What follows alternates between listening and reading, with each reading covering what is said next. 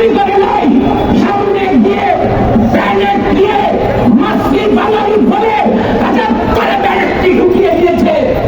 তারপরেও গুলি করে ব্যারিকেড ভেঙে সেই যুদ্ধ সাধুরা ট্যাঙ্ক দিয়ে আমার বাসা তখন স্কাটন গার্ডেন 6তলা দালানে থাকি।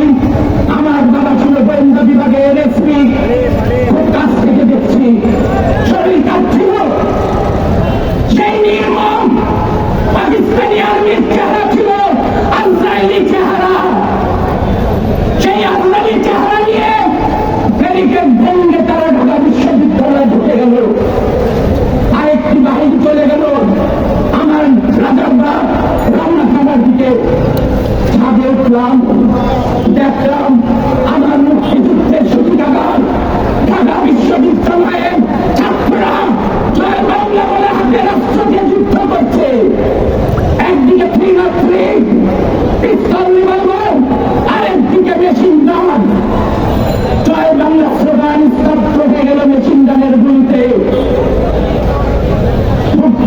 সাহস পেলাম, বাঙালিরা লড়ছে, আমার পুলিশ ভেড়া লড়ছে রাজারবাগে, পিলখানারি বিয়াররা লড়ছে। 6তলা ছাদ থেকে শপথ নিলাম এদের সামনে সাধুটি করবো। ঢাকা বিশ্ববিদ্যালয়ে 27শে মার্চ আমি গেলাম আমার ভাইকে দেখার জন্য। কি দেখলাম বিশ্ববিদ্যালয়ে? আমি বাসার থেকে যখন গিয়েছি করে আসলাম, সাধুরা প্যান দুটো তার বেড়াই করে রেখেছে। এগিয়ে যাচ্ছি, আমাকে উলঙ্গ করে পরীক্ষা করল আমি মুসলমান না হিন্দু। সুরা জিজ্ঞাসা করলো, সুরা বললে এগিয়ে গেলাম, দেখলাম রোকেয়া হলে সাহসী মায়ের সাহসী সন্তানরা তাদের হত্যা করে ধর্ষণ করে কবর দিয়েছে। কোন মায়ের এক কন্যা ঢাকা বিশ্ববিদ্যালয়ের ছাত্রী তার হাত মাটির উপর উঁচু করে রেখেছে। হাতের সামনে গিয়ে দেখলাম এখনো জীবিত আছে কিনা। সেই শহীদ বন্ধু চিৎকার দিয়ে বলছিল, জেগে উঠো বাঙালি, আমাদের ইজ্জতরা হরণ করেছে, তোমরা ওদের খতম করো। তারপরে এগিয়ে গেলাম শামসুন্নাহ হলের দিকে, সেখানে অসংখ্য লাশ। জগন্নাথ হলে গেলাম, পাকিস্তান আর্মি ঝুমাচ্ছে ঘুমাচ্ছে, পাশে বক্সের ভিতর লাশে ভরা।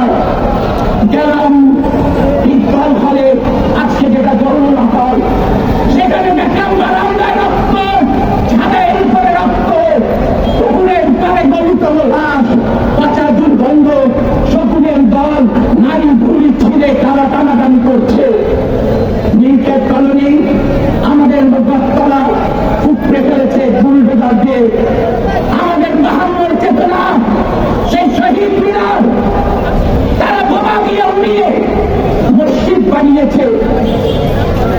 এপ্রিল মাসে দেখলাম আমাদের নির্বাচনে পরাজিত জামাতে ইসলামী গোলাম আজম তার ছাত্র সঙ্গ সেই ঘাতক পাকিস্তানি আর্মিদের পক্ষ নিয়ে তারা মিছিল করলে রাস্তা দিয়ে তারা পাকিস্তান রক্ষা করবে, যারা জয় বাংলা